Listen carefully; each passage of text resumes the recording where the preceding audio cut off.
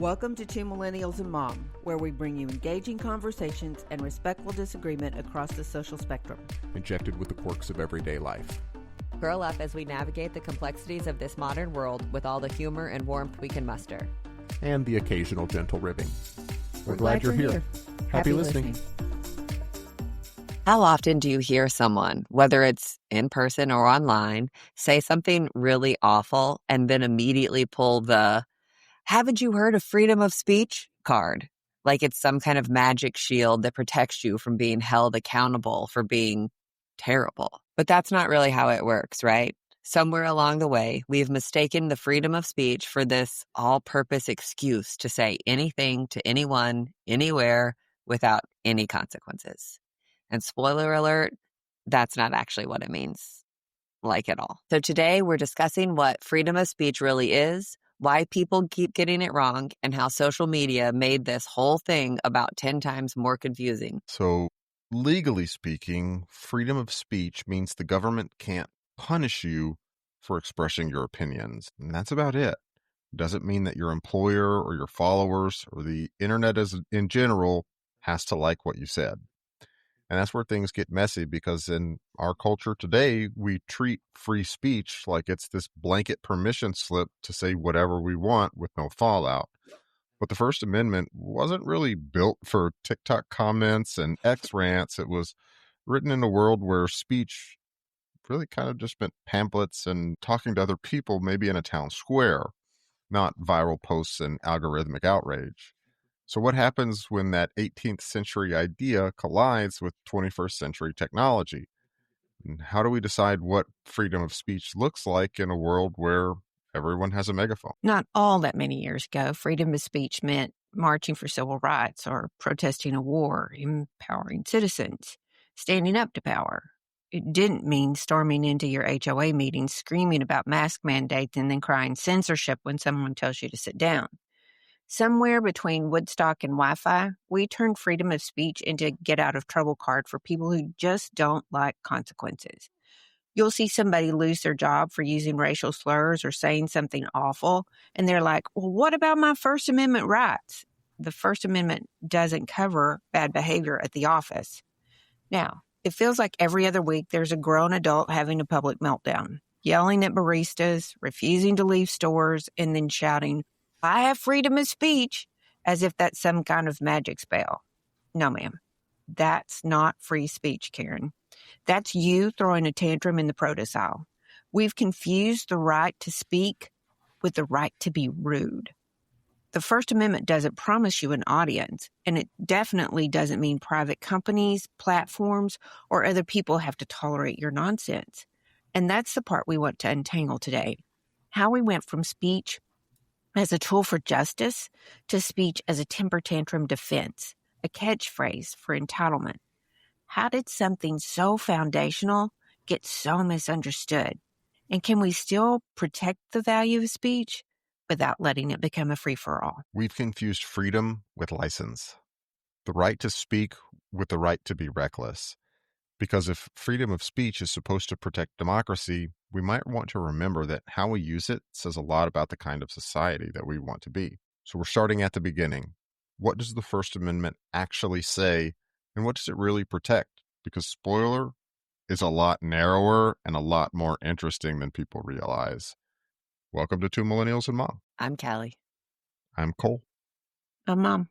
So let's start with the text. I think it's really fascinating, though. This is not some big, grand Shakespearean novel that nobody can understand. Most of them aren't. 45 words, the entirety of the First Amendment that grants every single citizen of this country freedom of speech uses 45 words to do it. Well, and not all 45 words are about the freedom of speech. There are quite a few things covered under the First Amendment. Right. But an individual's right to free speech is only part of it, because it's really freedom of religion, freedom of the press, and freedom of speech. All wrapped in one amendment. So let's hit the full text. Yeah. Congress shall make no law respecting an establishment of religion or prohibiting the free exercise thereof, or abridging the freedom of speech or of the press or the right of the people peaceably to assemble and to petition the government for a redress of grievances. So what does that say to you? It's between you and the government. It's not between me and Cole. It's not between me and my employer. It's not between me and my husband. It's between me and the government. They can't send me to jail because I say, I don't like the way George Washington is running this place. Right. Yeah. I started to say, to me, that it's protection and an opportunity to speak up if you see something going wrong. It's protection from government censorship. No, I don't like that you're upset that I, George Washington, am doing this differently than you would. I can't do anything to you in those instances. It is not about private consequences. I keep going back to the whole, I've seen several. Mom and I were talking about them the other day. There have been several instances of somebody going into a Starbucks and having their name written on the cup that is something different that is their name. I walk in and say, hey, my name is Charlie Kirk. And then when they don't call it out or they don't make this big scene the way that they would for Cole, your coffee's ready, then the person who has made this big scene about or is expecting this big scene causes an actual scene about this is my freedom of speech. No, Karen, it isn't. Because Starbucks does have a company policy against that of kind of making it stirring the pot. Not stirring the pot. And regardless of their policy, free speech doesn't mean that you get to force someone else to say what you want them to say. They're still a private establishment. Yeah. It's super interesting. It is. We've just lost the concept of what this is about and have made it just, I can do whatever I want to do. And that's just not right. And I just find it simply interesting because, Cal, you had a conversation about if somebody says something negative to you and you don't like it, then but you it's you a two-way street. Yeah, right? You're not holding the same regards. To this. It's a two-way You can street. say something bad, but they shouldn't say something bad. Right. It doesn't work that way. Exactly. It doesn't work that way from siblings growing up together to coworkers or families. It just doesn't work that way. If we could go back to do unto others as you'd have them do unto you, it's a really, really good thought there. So I think that a couple of real world examples that are worth kind of running through here are helpful. I can sit here and tell my boss that they are an ugly person. That does not mean that they cannot fire me. They absolutely can. You can. I mean, that's a little bit state dependent because some states it works a little bit different than others. But like in a right to work state, I don't like your shirt, you're fired is completely acceptable. Yeah. Yes. Termination without cause is reasonable and not a violation of your constitutional rights, generally speaking. Right. Yeah. We talked about Starbucks a minute ago. I'm going to switch this to the digital realm of everything. You can post whatever you want on social media, but that still leaves the platform itself the right and ability and opportunity to remove it. They have their own sets of rules, just like Starbucks does, just like everybody else does, that says, hey, we don't want this here. We're taking it off. That is not them violating your right to free speech. That is you violating their community standards and guidelines. This is a little bit of a tangent here, and I think we've probably talked about this some in the past. Regardless of the First Amendment and free speech, do you think those platforms have a responsibility, an obligation to moderate the speech on their platforms? I think that's a really hairy question. Yeah, it comes down to who gets to decide what is good and what is bad. Yeah. Well, I mean, they obviously have the prerogative.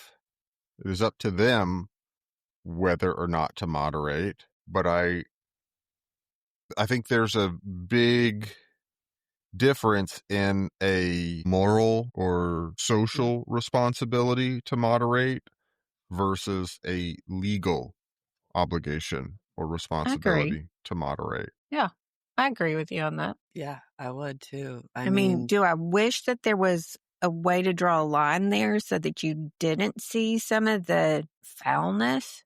Yes. But, the theory is that it's really up to the participants to manage that. What's the word I'm looking for? That if I moderate do something themselves. to moderate themselves, if I do something that's wrong, then and here comes the problem. You can't just lambast me and say vile things back to me because you disagree with what I said. But there I mean, should but be you a can't. community. But there should be a community there that is willing to say, "Hey, you're out of line.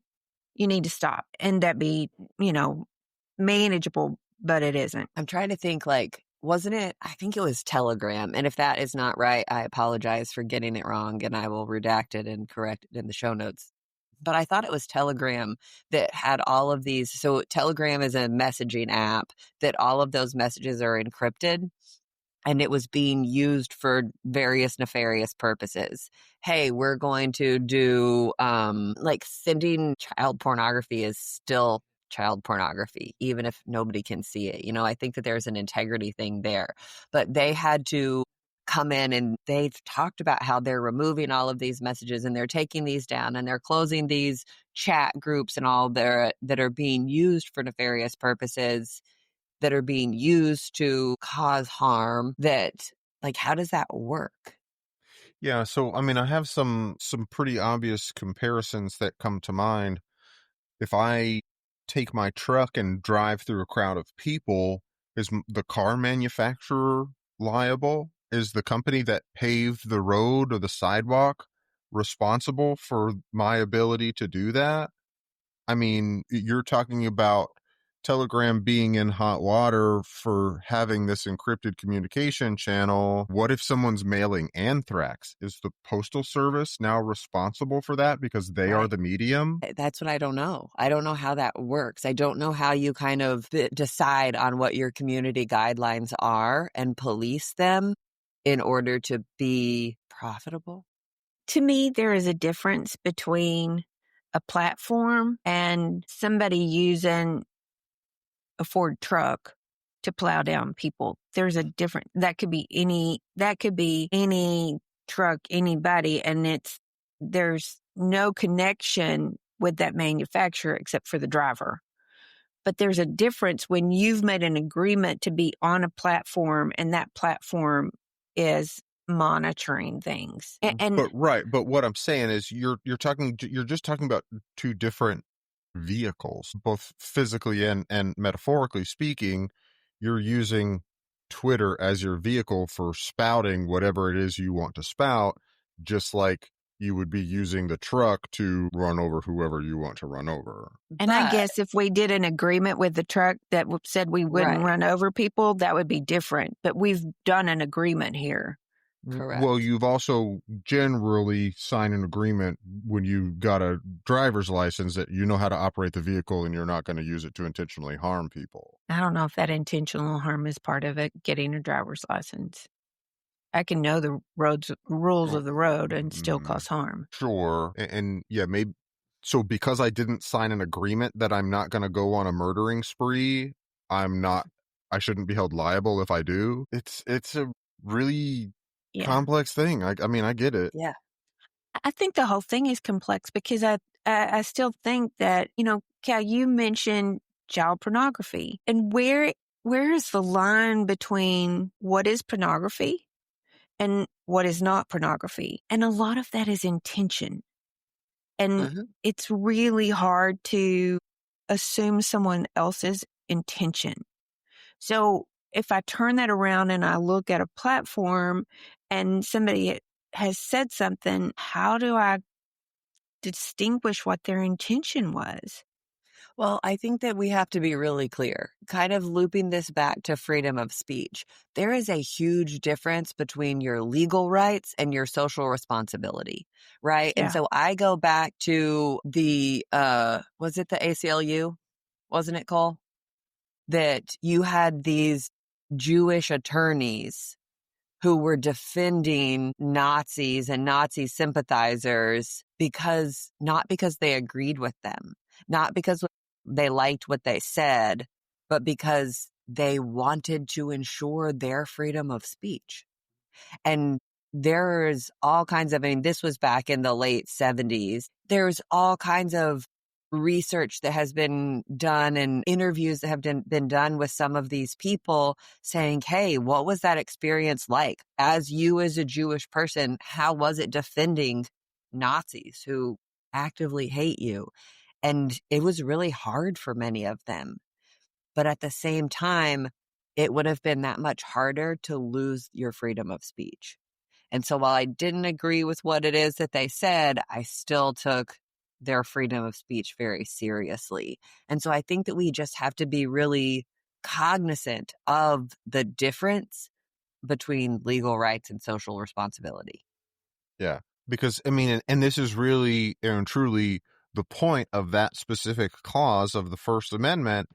If I take away your right to say something because I disagree with you right now while I'm in power, what happens when I'm not in power anymore? And the next guy who comes along, he now has the ability to restrict my freedom of speech and say that I can no longer say something. Which I think is so much. Then you loop the freedom of the press in there as well. And I think that for me, that's one of the things that I'm seeing and so nervous about what's going on in our world today, in our country today, with the government, whoever you want to call that, but the government restricting various media outlets from being allowed to be in the newsroom, from being part of these things, from having access to the firsthand information that's being given out and doled out, whether you like what it is that they're reporting or the way in which they're reporting it, that's still their right. Well, it is their right to report on it, but it's not necessarily their right to be present at those events. Like, I get what you're saying, and I am 100% behind the freedom of the press, but that does not mean that the government has to cooperate with the press. That just means that they can't punish them for being press legally. But they are. But isn't it Well, are they punishment prosecuting to them for reporting, or are they just excluding them from the room? Because excluding them from the room is not prosecution. Right. They're not legally trying to hold them accountable for this thing. They're just saying, we're not going to cooperate with you. You just had several big legal battles over various ways that news was reported that the administration didn't like. I'm going to need some And more that's, detail and context on that. That's my fear, though. I don't want all of this to come down to having to go through a Supreme Court challenge. Not everything has to be litigated. Some of this comes down to common sense and decency and non-discrimination. You say that, but there's I don't know that common sense is super common right now. Agreed.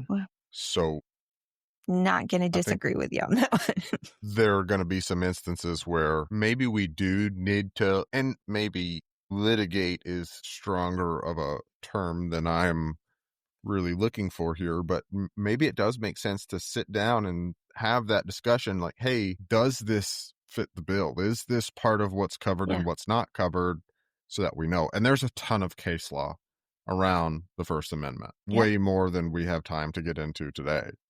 But it's kind of like you said earlier, Callie, it's actually relatively narrow. It is the freedom of speech is the freedom from punishment by the government, not the freedom from consequences. That's a good point. We even talked about this earlier. The freedom of speech doesn't translate into the freedom not to lie or the freedom to lie. Some of that is still... In many cases, it does. There are absolutely lies that are protected, and there are some that are not. Yeah. Such as? So, like, boasting about military honors is protected speech. Lies about the government or history are protected speech. False political statements are protected speech. These are generally there to ensure that the government cannot become the arbiter of truth. Because if you allow that to happen, like we've discussed in the past, just like I was referring to a couple of minutes ago, if my political party is in power right now and we get to determine what the truth is right now, and we can punish you for disagreeing with our truth, with the my truth of it. Well, when it comes back around and your political party is in power, they get to do the same thing. And that's not really very beneficial to society overall. But like, there are unprotected lies. So perjury. If in the court of law you are lying to a judge or a prosecutor or an officer of the court, that is not protected free speech. Defamation, using false statements to intentionally harm someone's reputation, is not protected speech. Fraud, so utilizing lies to harm someone and benefit yourself financially, not protected speech. And false reporting kind of falls under that same perjury, lying to law enforcement, which could lead to misdirected resources, is not covered by the First Amendment. But me saying, Mom, run outside, somebody stole your car, when nobody did that, is protected. The government can't punish me for doing that. You can, but the government cannot. Yeah. And that's the big clue here, is what the government can do and not versus what an individual or a private organization can do. Yeah. Again, it is not the freedom from consequences. There's the freedom from persecution by your government for your opinions. Right. So do you think we've handled this different generationally? I feel like we have. I feel like we have, due to the tools at our disposal. I think that with the invention of the internet and with access to such a wider berth, a bigger platform, whether you have one follower or 5 million followers, the opportunity there for that digital speech is so much greater. And that has been utilized by essentially younger generations that are utilizing those tools. I think that it is different than it looked when you were a kid. Yeah, for sure. I think there's a lot more noise, right, wrong, or indifferent. There's a lot more noise because anybody can. There's a lot more noise and there's a lot more meanness. And while I wish I just think that meanness is not disguised the same way. I think it was still there. I think it was still present. I think it was just less socially acceptable. I think the percentage was a lot smaller. There was a minority, a very small minority. And now then it's the opposite of that. The majority has a level of meanness to it. I don't think that it's that the majority has a level of meanness. I think that everyone has a microphone, everyone has a megaphone, and we can project that meanness much further than we ever have been able to before. Okay.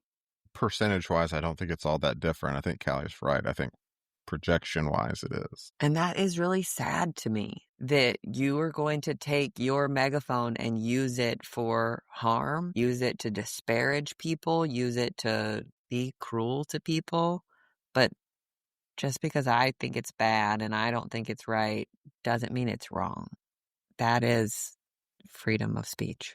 And it goes back to what we were saying earlier. Freedom of speech has to be a two-way kind of deal here between us. I hope that you die sucks. And I think that's a super shitty thing to say to someone. But allowing myself to say that to you, but not allowing you to say that back to me, it doesn't work that way. You can't have your cake and eat it too.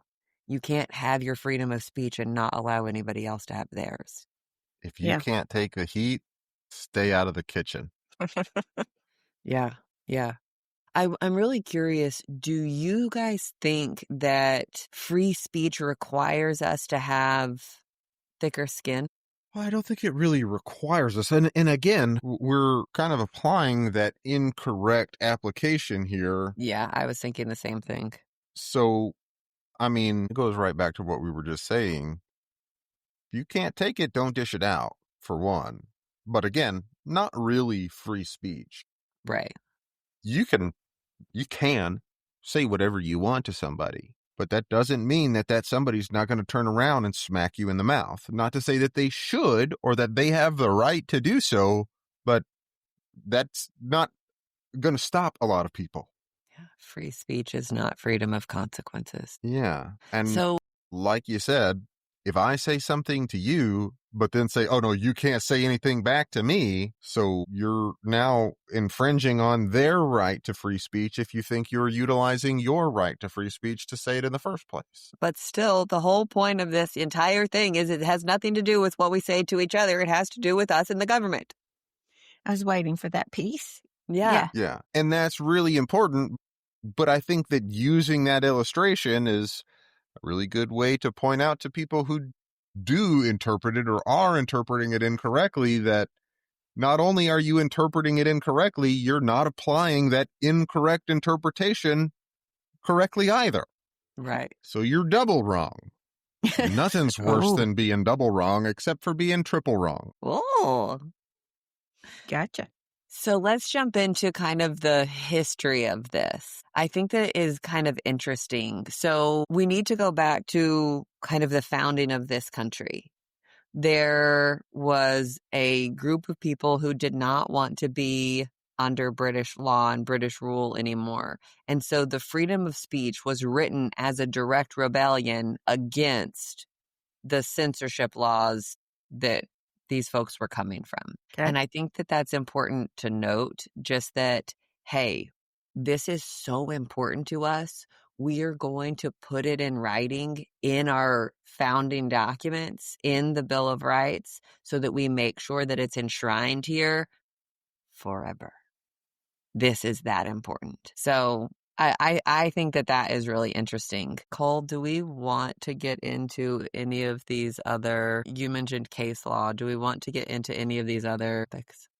Yeah, I mean, I don't think it hurts to touch on them. I don't think we have to dive super deeply into them, but giving them a name and saying, hey, this is kind of what was established with these, I think is more than reasonable here. Okay.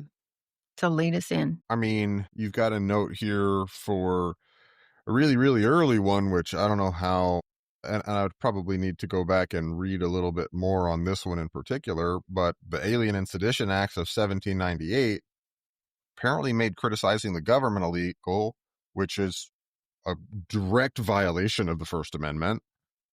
So that one. So the Alien and Sedition Acts were a set of 4 laws passed by Congress in 1798 that did, you're right, make it illegal, make it a crime to criticize the government, and gave the president power to deport non-citizens.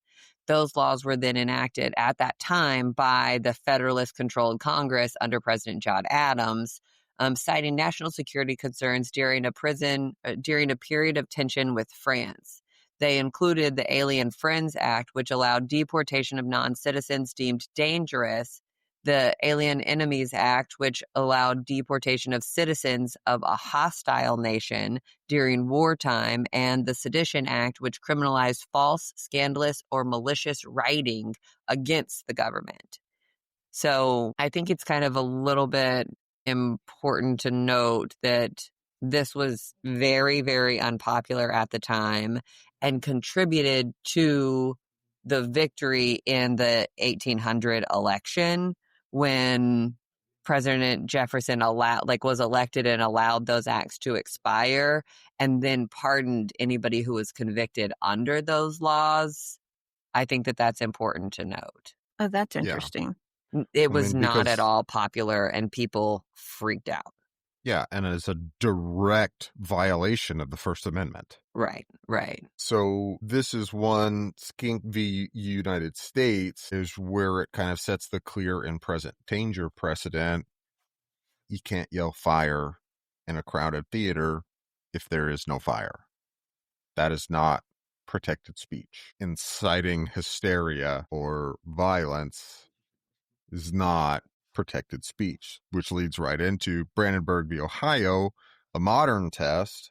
Speech must incite imminent violence or lawless action in order to be restricted.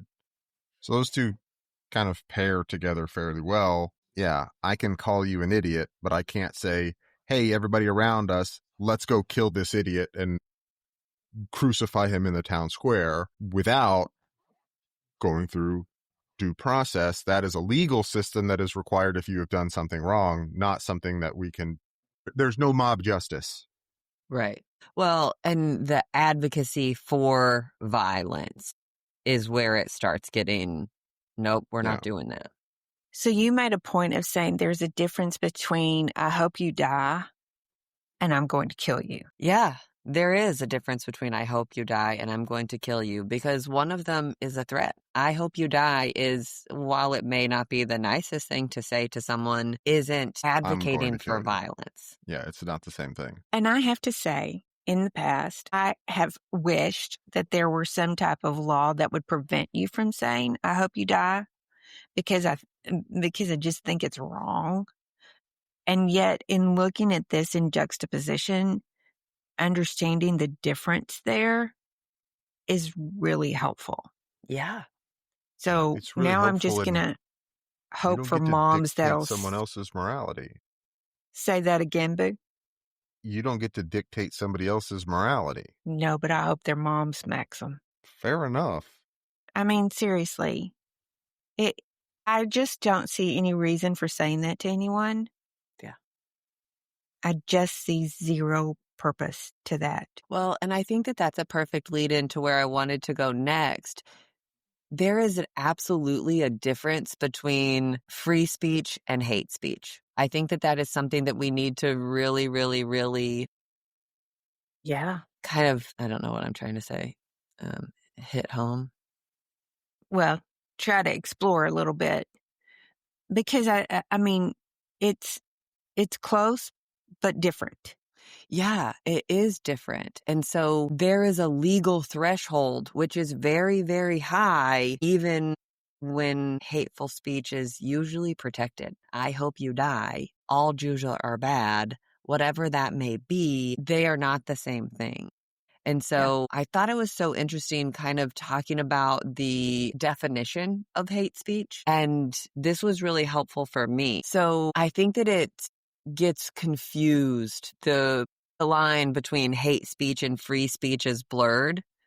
Mm-hmm. And I think that we need to go over that. So technically, hate speech is not actually defined or prohibited under U.S. law. Not the same way that it is, especially in other democracies. It's more a cultural norm or a cultural kind of standpoint rather than a legal one. A social versus legal. Yes. What? And I found it interesting because you pulled up some information about other countries and their response to hate, and that they had restrictions. Yeah. That I thought was very interesting, that, you know, many of the other nations that we are closely associated with have restrictions on this, but we don't. And it's not that we haven't had bills presented. We just can't get one through. Well, here's the thing. That's a really slippery slope, because what happens when Nazis become the protected class?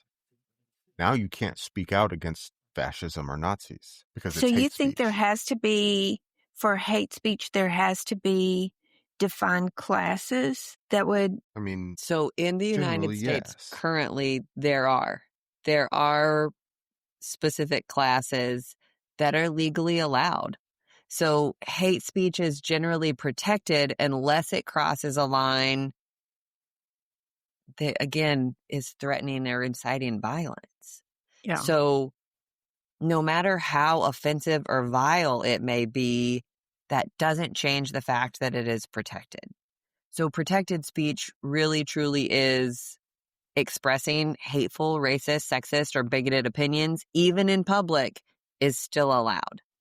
You can get up on stage and say whatever it is that you want about any of these people or any of these groups. That does not mean that it is not the people who own the stage, their right to come and pull you off. That does not mean that the government can come in and say, oh, nope, Callie was talking shit about so-and-so, we're going to persecute her. That speech is still protected. So think about it like a protester who's holding a racist sign or someone posting some xenophobic content online. That's all still protected speech so long as it doesn't threaten or incite violence. It's protected. Yeah. Now, unprotected speech is a little bit different. That's where you start crossing legal lines, right? So it has to be a threat.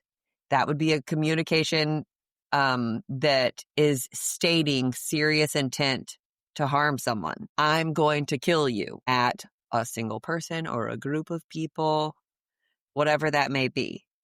That is unprotected speech.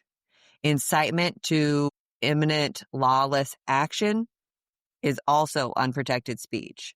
So encouraging immediate violence or illegal behavior. Let's go burn down that synagogue. Let's go burn down that church. Let's go kill those people is not protected free speech. Harassing people, targeted, repeated behavior that creates a hostile environment, whether that's in your workplace or a school, can be seen as illegal under the civil rights laws because there are protected classes and protections in place for specific things that is not legal. Like Cole said, defamation or libel, false statements that damage someone's reputation is unprotected free speech. True or false, it's still unprotected. Wow. And then fighting words, direct face-to-face insults that are likely to provoke immediate violence. Just to back up real quick, it has to be false in order for it to be defamation. Did I not say that? You said true or false. Oh, sorry. Thank you. No, definitely false. Yes. Saying somebody, you guys remember that commercial? I don't even remember what it was for, but it's like a brother and sister in the back seat and one of them has their finger right up. I'm not touching you. I'm not touching you. I'm not touching you. It feels kind of like it's on that precipice of provoking violence, reaching up the other sibling, reaching up and smacking them out of the way. We cannot do things to provoke violence. But it is so gray. I mean, you can get right to the line, and depending on the interpretation at that day and time of how that can come out, whether that goes to an illegal act or hate, it's almost scary. It is almost scary. This is not a legal issue. They may be social or ethical issues, but they are not legal issues. So when you're talking about all of these different groups, whether that is based on someone's race or ethnicity, whether it's based on their religion or their sexual orientation or their gender, their disability, their national origin, those are all things that you're technically allowed to say in the United States because they are not legal frameworks. They are social frameworks. They are ethical mindsets that I'm not encouraging those things, but it is still free speech. I know, but again, it's right up to a line. It's almost as until you use the wrong verb. I mean, that's what it feels like, kind of, to me. Kind of. I hope you die. I'm going to kill you. Yeah. And I think it goes back to what you were talking about earlier. The intention behind that is really different. Yeah. But I mean, our whole point here is that people are using the First Amendment to say whatever they want to say. Mm-hmm. And it will not protect you. Right. Well, here's the thing. It can protect you, but the only thing it can protect you from is the government. Yeah. Not each other. Right. Yeah. So you say something nasty to me, and if I want to sue you for that, then if that's libel or defamation or some of those things that we've outlined, then I have every right to do that. You can, but also be aware that, generally speaking, the bar for proving defamation or libel is extremely high. I get it. Because you have the ability to do that, they're going to set that bar really, really high. That burden of proof is, generally speaking, extremely difficult to achieve. So, Cole, do we just let people say whatever they want to say? Yes. What else can you do? I think that we can teach each other better. I think that we can have conversations. I think that but even then, that doesn't change the law. That changes us from a social standpoint. That changes us from an ethical standpoint. The law is still the law, which is why I asked that question earlier about, do you think that it creates thicker skin? I think that it should. Because again, it's a two-way street. Hearing somebody come at me and say, I hope that you die, sucks. That's horrible. But they still have the right to say it, as much as I don't like it. And is that what you mean about having thicker skin, that you're willing to take the abuse? I mean, that's part of it. But I mean, going back to what you're talking about here, Mom, talking about if you want to be able to say what you want to say, everyone else has to have that same ability. But Cole, I also have a Filter. A filter. That's a great way of saying it. I have a filter, or I have a line that I'm not willing to cross. Yeah, but will. you don't get to hold everybody to that same standard. I mean, you can hold them to the standard, but that doesn't That's mean your that they're line. going to or they have to live up to it. Yeah. I It's your guess I line. just wish that there was a social line that we all knew where it was and had to live by. It would be a much nicer place to live if we all did. And I get it. Not everybody was raised the same.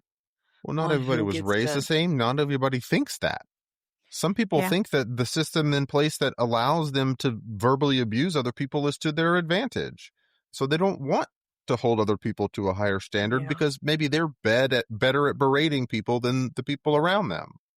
Well, and I think the really scary part is, Mom, who gets to draw the line?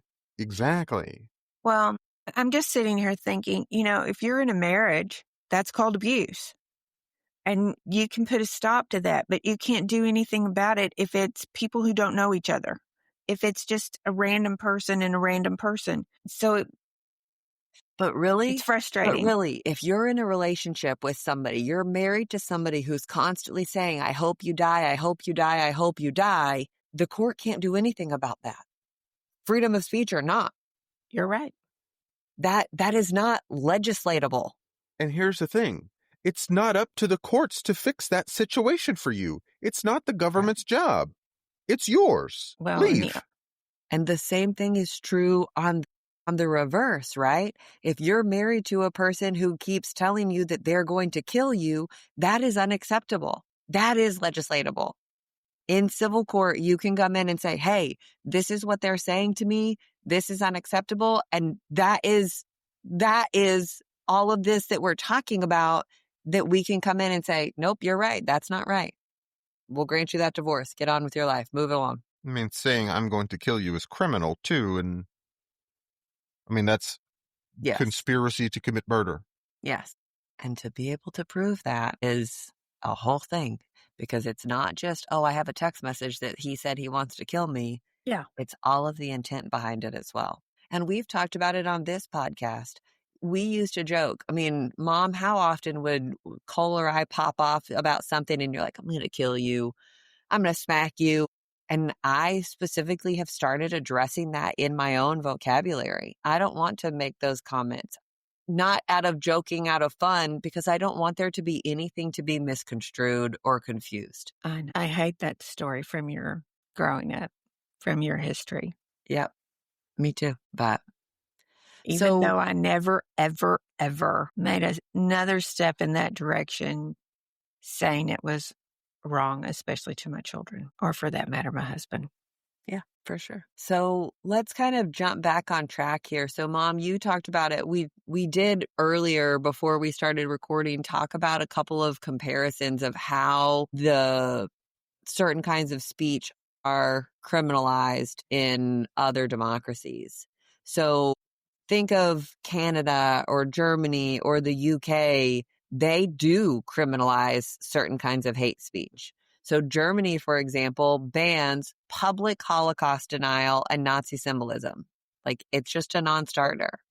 The UK criminalizes speech that's intended to stir up racial or religious hatred.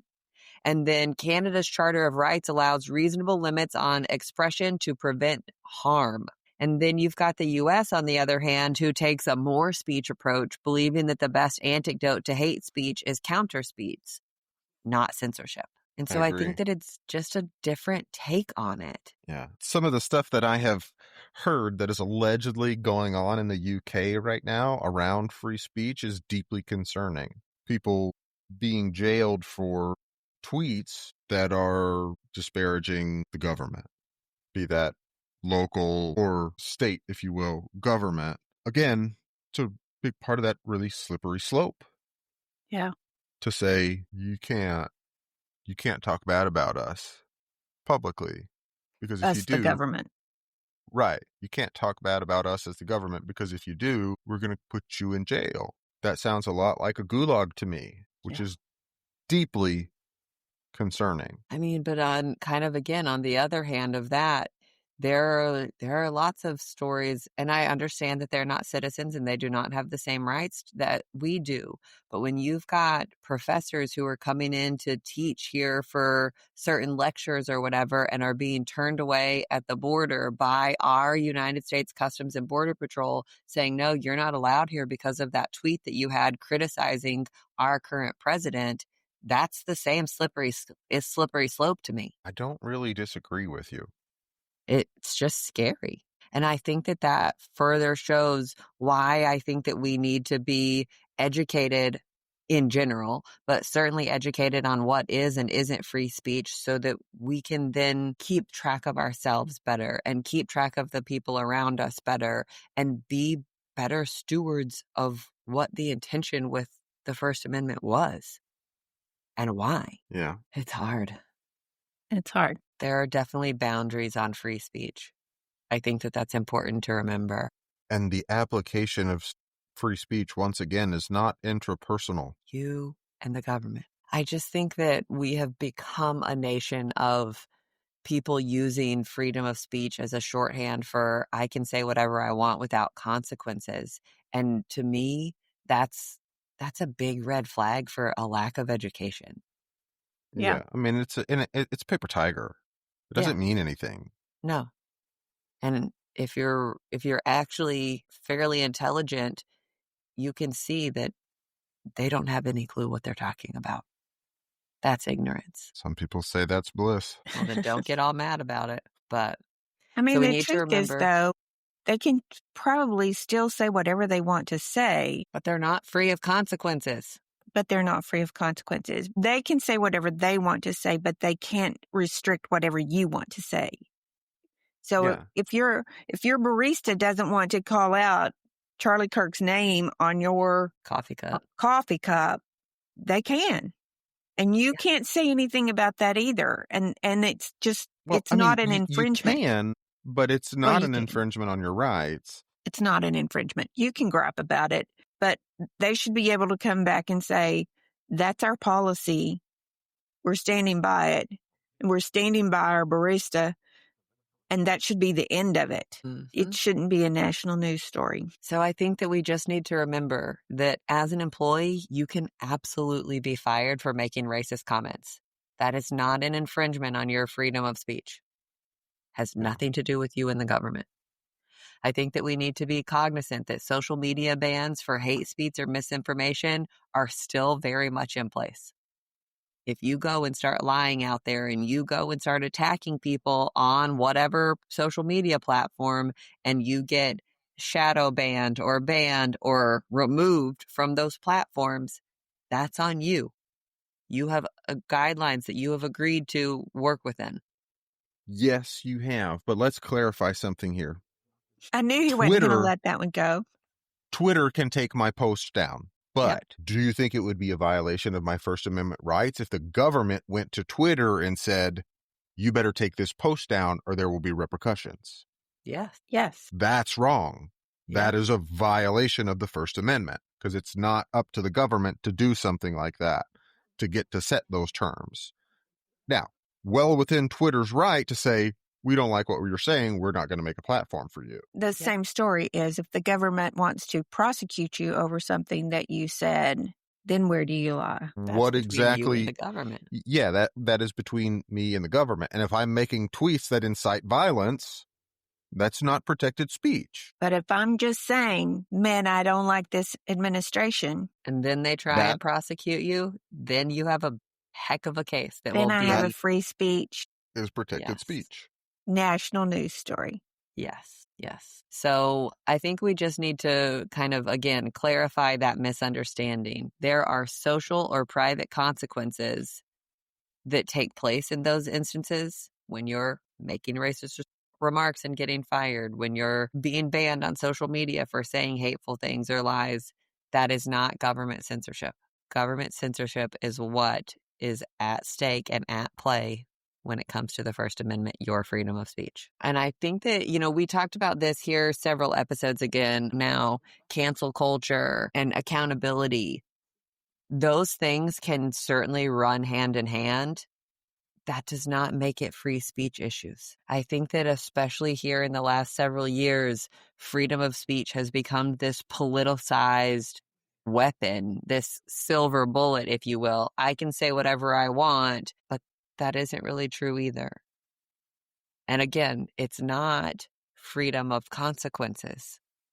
It's freedom of persecution from your government, so long as you're not inciting violence. Criticism, fine. Distaste, fine. Inciting violence is not protected. I'm just What was sitting that here face thinking, for? Cole, we need more people like you who will stop your friend when he says something. When you will go back, we need more people who will do that and say, stop. You're part of the problem. This is not free speech. Stop. Well, no, but here's the thing. It is free speech. And he has the right to say those things. It's not protected free speech. Well, I mean, if you're Because it referring to the isn't. thing that I'm thinking about, it was. I'm glad so-and-so died is still protected free speech. But Yeah, I think, that's not. again, what you're talking about, Mom, is community Yes. rules and setting those what I'm social trying to- rules for us and social expectations on top of the freedom of speech and the respect for the freedom of speech and what it actually is and means. That's a whole different layer to all of this. Yeah. That is not to be legislated. That is to be socially legislated amongst ourselves and our communities.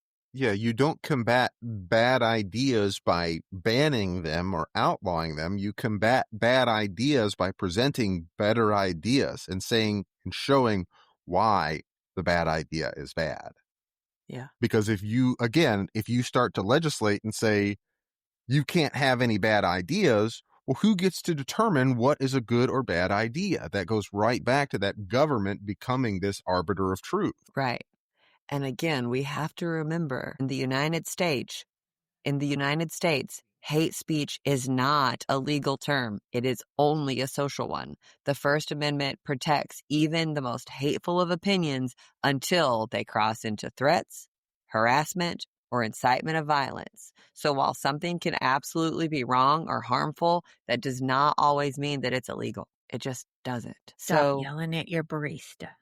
Yeah, please. Gosh, or throwing soup on them or everything, all of these things. People are crazy. So I think that, we talked about social media platforms and that kind of having a cultural difference. I think that we need to recognize that those social media platforms of today are yesterday's quote unquote public squares, but at the same time, they're still privately owned. I think that that's really, really important information. It's much more akin to a restaurant or a concert hall than it is to a public square. Yes. You can come into my restaurant as long as you are willing to abide by the restaurant's rules. You can come into this theater, but if you start to heckle the people on stage, we might kick you out. Yep, exactly. So there was the Communications Decency Act, and that specifically, like Section 230 of that specifically lets platforms moderate without being held legally liable for what users post. So Facebook isn't in trouble just because I made a shitty post. Yeah. Just like Ford isn't responsible if I drive my truck through a crowd of people. Right. And without that, sites like Facebook or Reddit or YouTube couldn't even exist in their current form. It is supposed to be an opportunity for you to state and share your opinion, for you to talk about what's going on in your life, for you to be confused and ask for help or get on your soapbox moment. It's for all of that, but they still have rules that you have to abide by even in those instances. Yeah. And Callie, you have an interesting question here. Should private platforms act like neutral utilities? And to a certain degree, I think it would probably be advantageous for them and for society in the long run to. However, I don't think we as a society have the ability to dictate that they must. They have to elect to do so voluntarily. Right. Well, we have the capability of boycotting or not supporting. Exactly. That's where Yeah. it comes in. Right. And that's the point exactly. Like you as the platform, I don't have to use you. Right. So I can go use a different platform if you do things. And that's exactly what we've seen with Truth Social, X, Blue Sky, all of these different platforms that have come about that are, We're going to legislate this way. yeah, And they we're going to can. have this bias or that bias, and they can do so. And in the long run, I think that's probably to their detriment, financially speaking, because it makes their platform less attractive to a broader audience. Yeah. Or to a different audience. Look at how many users fled X after everything came out with how Elon was going to manage it and what he wanted to do with all of that. It was, again, national news for months.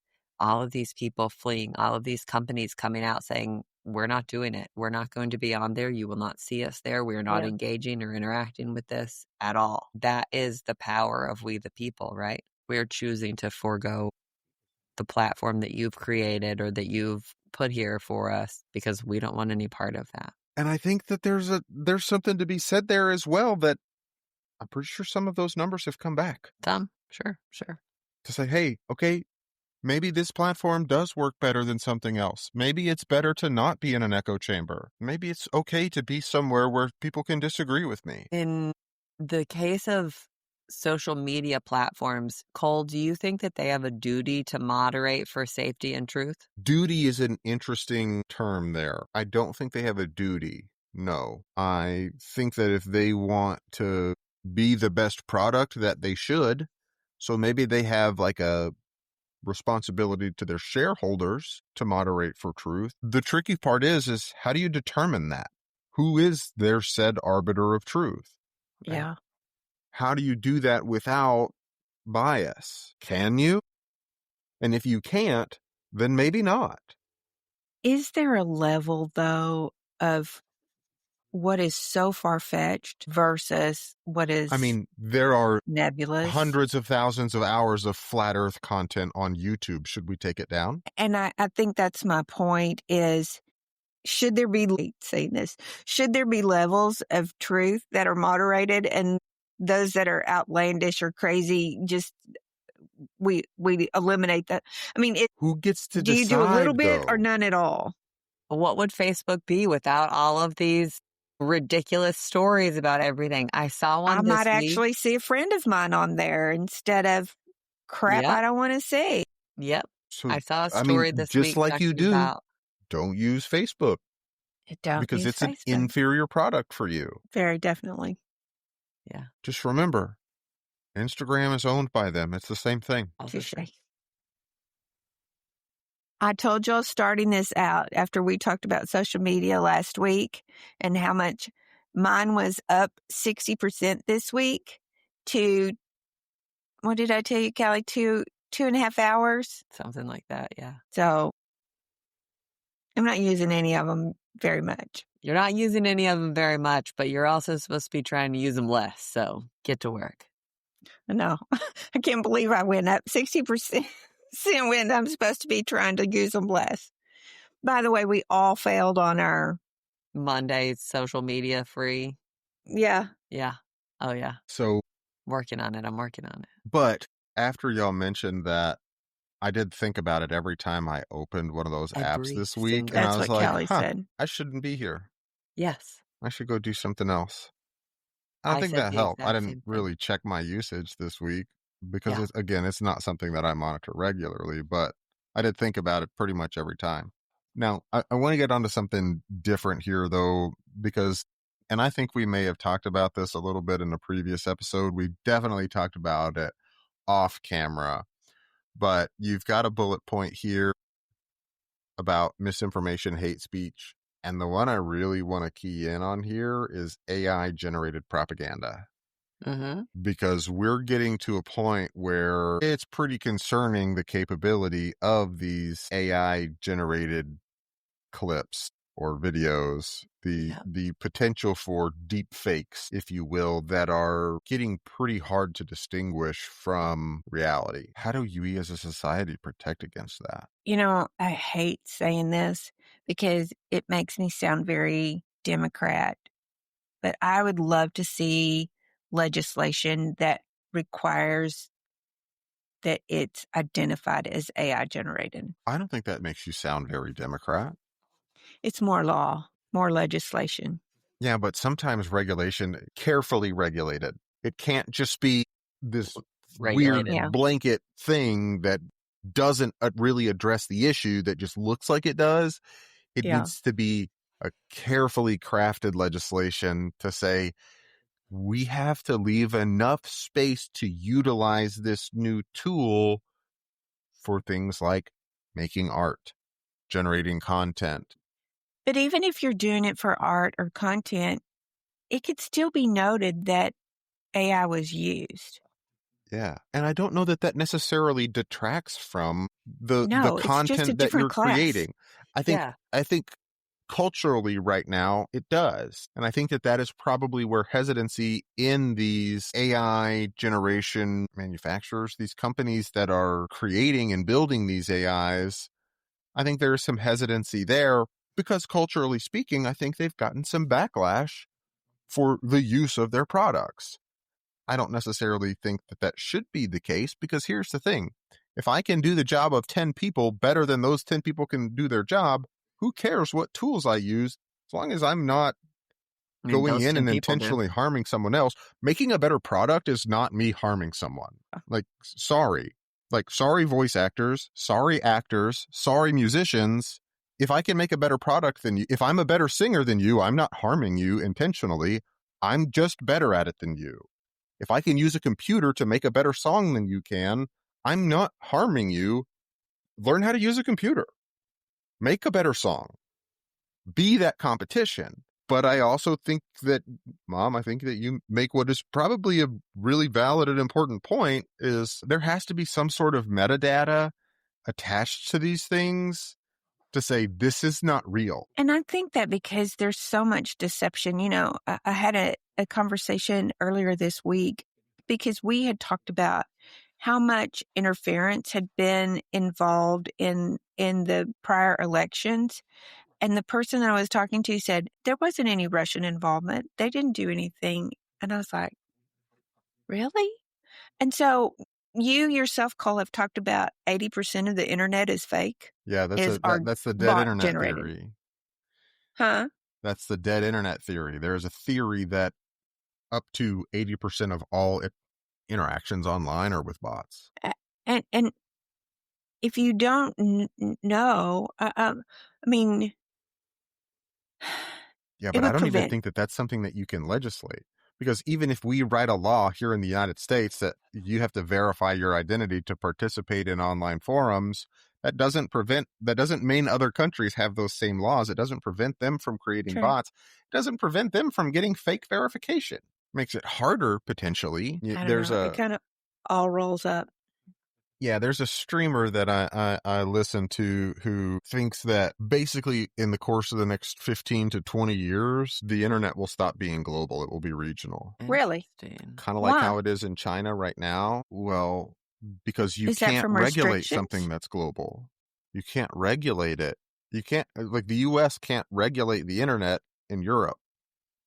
Right. China can't regulate the internet in the US. So he thinks that very likely that we'll probably be, at least regulatorily speaking, moving towards more regional internets as opposed to a global one. I wonder how much of that will stop things like Russian involvement. Because like you say, if you go through a filter, if you do it through a bot, will it change anything? Just make it look safer? It'll make it easier to control. It's easier to control is always the option.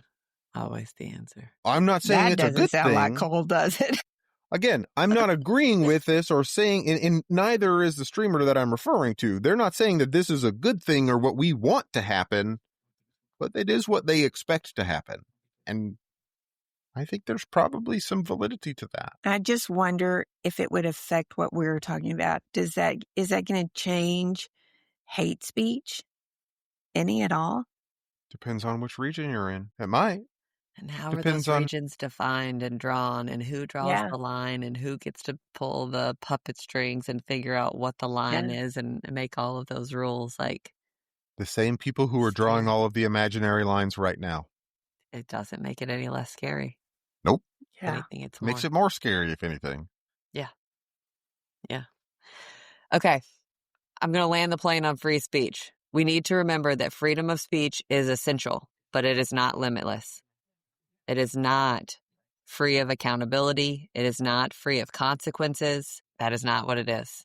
It is freedom of persecution between you and the government. We need to hold space for ideas that are uncomfortable so that we can all learn and we can all grow. But with that space, we need to make sure that there is room for accountability and empathy.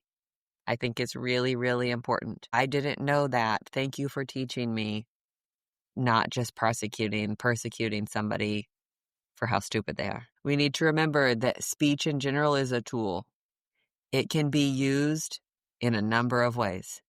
It can be used to empower someone, or it can be used to endanger them. Use it wisely. And then the challenge with all of this is balancing that openness with responsibility. Because again, it's a tool. Choose wisely. Your free Words speech are so doesn't valuable. trump mine. Yes. Interesting conversation with y'all. Yeah. Mom, you got a weird thought for us this week? I do, because this one just kind of cracked me up. This came from the New York Times, and I feel like we've kind of regressed a little bit, but the conversation was that when your social media is so full of ads that you can't find what you want, or it's, maybe you can't produce, the people that you want to see your ad can't see your ad, that they're to flyers to be posted in your neighborhood, on the telephone pole. This isn't just, hey, I lost my cat. This is what he looks like. Call this number. This is a lot different. I mean, to me, it's an old school idea, and they're trying to maybe attract people in their neighborhood to a party, or maybe you're promoting your side hustle, or there was one lady who was even putting them up, hey, come read my new book.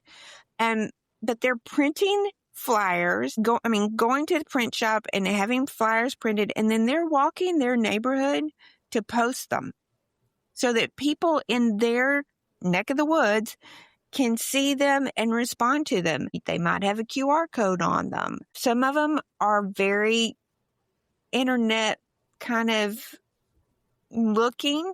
Meme-ish. Yet I'm sorry? Meme-ish.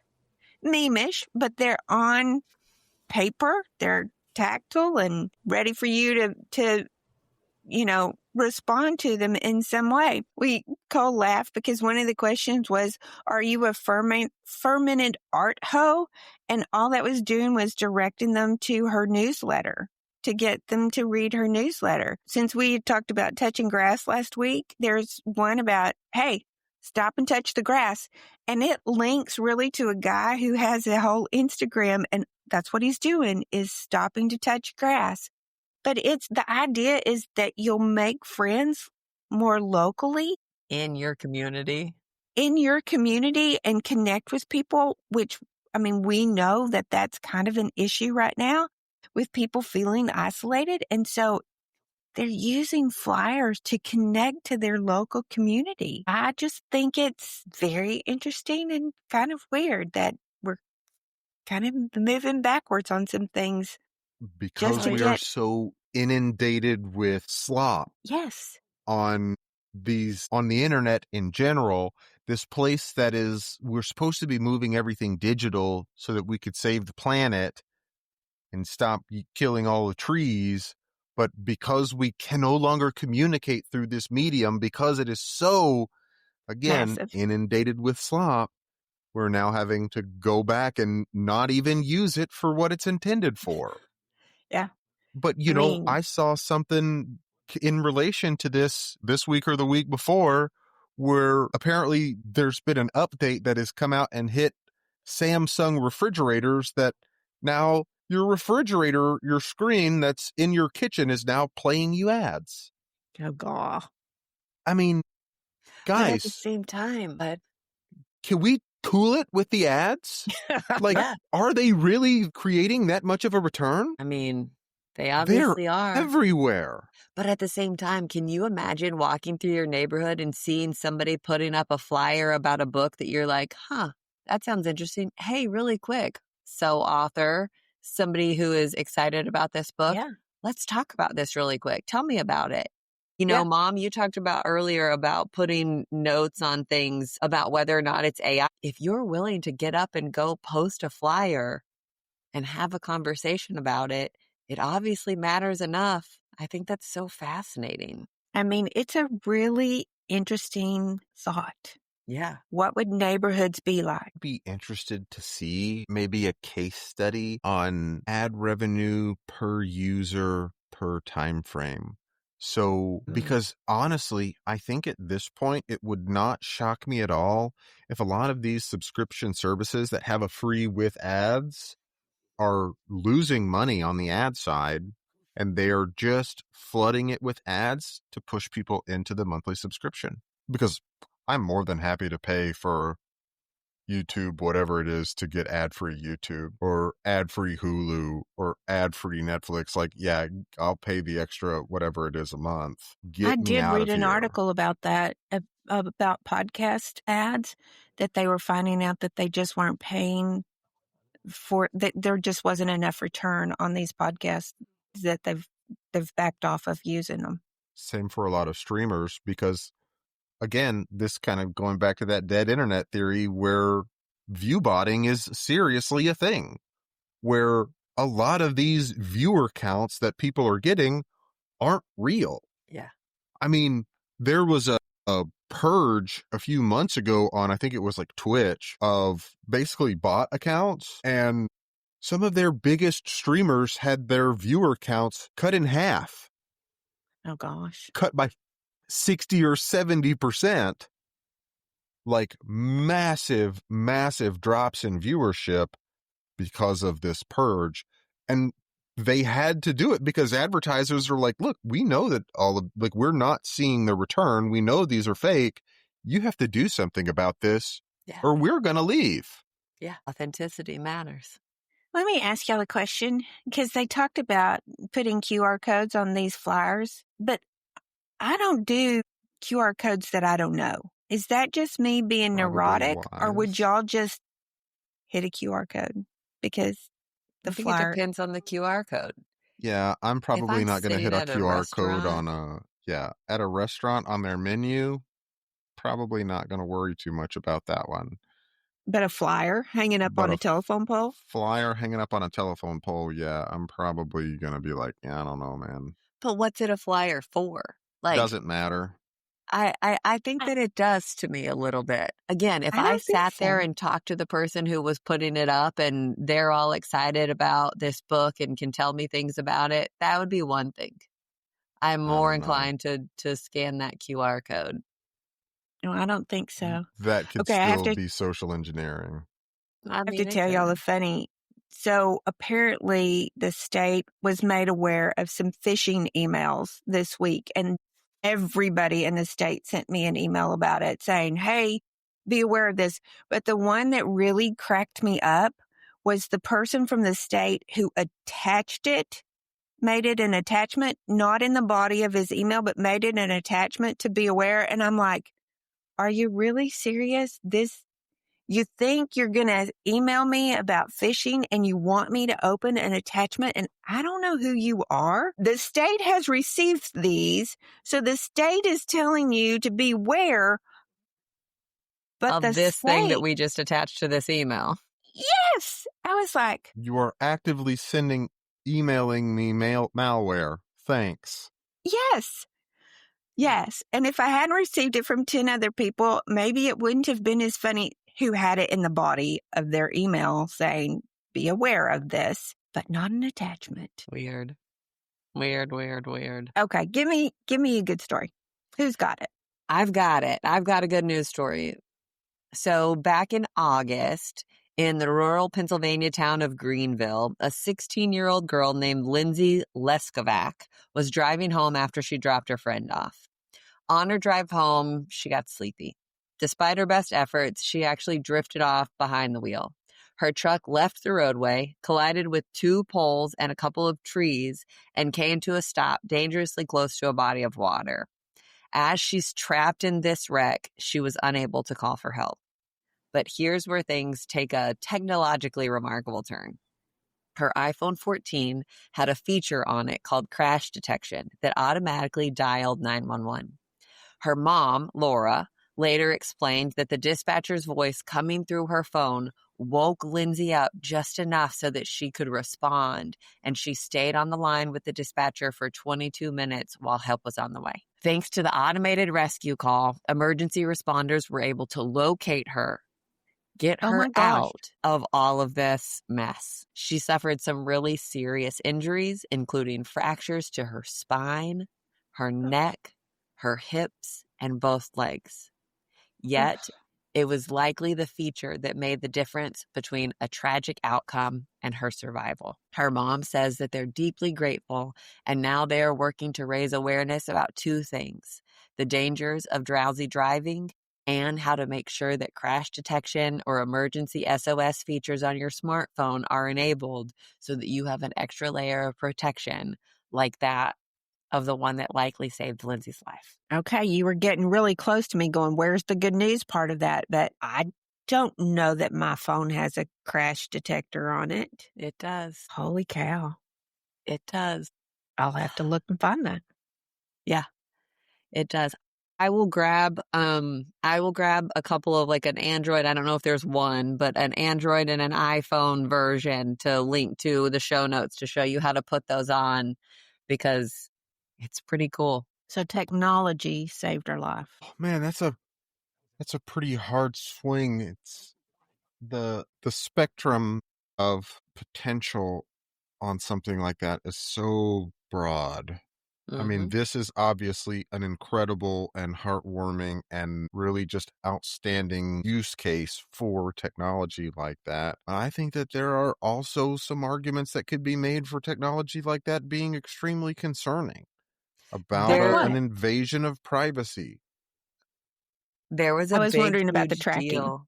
Yeah, there was a big, huge deal when these features first came out that people were on rides at amusement parks. And so as they're taking these big dips or things, their phones would set them off, and they had to address that and go back and say, hey, this can't happen in this instance. It has to be different. So it all had to be coded differently to make sure that it was only like more accurate things. Like, we certainly don't want to be bogging down 911 resources with fake calls because you're on an amusement park ride, or because you dropped your phone all of a sudden it's detected a crash because it fell out of your pocket. And so the engineers have gone back in and coded all of those things to be really cautious. But yeah, Cole, I think that there are certainly some privacy concerns at play. Yeah, I mean, because kind of like what we're talking about, yeah, you have this freedom of speech, but that's not freedom from consequence. There's some crazy people out there, and doxing is a thing, and doxing is extremely dangerous. Yeah. And you know what? Even I see people do it all the time. So essentially, getting someone's data, being able to locate them, to say, I know who, like, it is essentially taking away anonymity on the internet. And like, I see it being used as a weapon, both for good and for bad. And it's really concerning. Like, there are people who are going out and identifying child predators, who are identifying these people who have said something really bad online. And they are essentially de-anonymizing people. That's because what happens when you disagree with me? Now you're putting me in danger just because I think differently than you. So there's some really positive potential and some really negative potential on both sides of that. So tell me where the link for her crash and doxing is in your mind. Is that it called because 911 and told them where she was? It didn't. What if somebody can some random high school kid and tell them where she was? It called Okay, I'm 911 resources. Right, but the phone knows where she is. So, and I'm not saying that this app is, but the phone has that information. And if someone else gains access to that, that could be potentially dangerous. Let's say I come out and I say, I think that what mom has said is the stupidest thing ever, and she's an absolute moron. And you have this rabid following of fans who are violent, and one of them gets a hold of my information and they come and burn my house down with me in it. And I see where you're going. Well, what a way to ruin a good story. Sorry, it's just what came. It was kind of my follow-up weird thought. I think it's fantastic. And that's like the hardest part for me is there's so much obvious benefit to a tool like that, but there's also some concern for me on something like that. Yeah. How do you... Who has access? How do you secure something like that? We were talking this week at work about the difference between the bleeding edge and the cutting edge. Think of technology.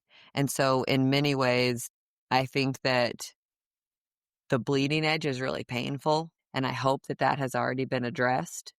Define that for me. What's the bleeding edge? Think of what? Right where you can't decide if it's good technology or bad technology? In the process of deciding. In the process of making it safe and user-friendly and usable and predictable and all of these things would be the bleeding edge. People are going to get hurt in that process. Bleeding edge refers to technology that is further ahead than cutting edge or leading edge technology. It is technology that is so new and advanced that it is still unproven, could carry risks, and may not perform as intended. AI. Yeah. Some forms of AI, yes. Yeah.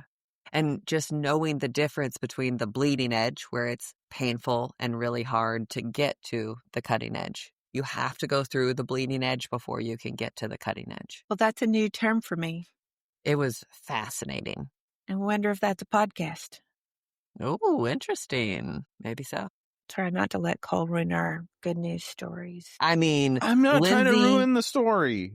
Lindsay Leskovac isn't going to let Cole ruin it. So okay, good. No, and her mama isn't either. I'm just telling you, her mama's going to take that and make sure it's on every phone for the rest of her life. Too busy being grateful over here.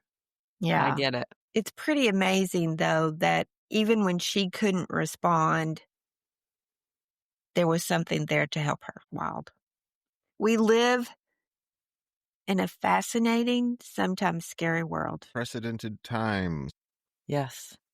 Yeah. I hope we're ready for it. I hope we can survive it. I don't know that we can ever be ready for it. I think the best we can do is hold on. Okay.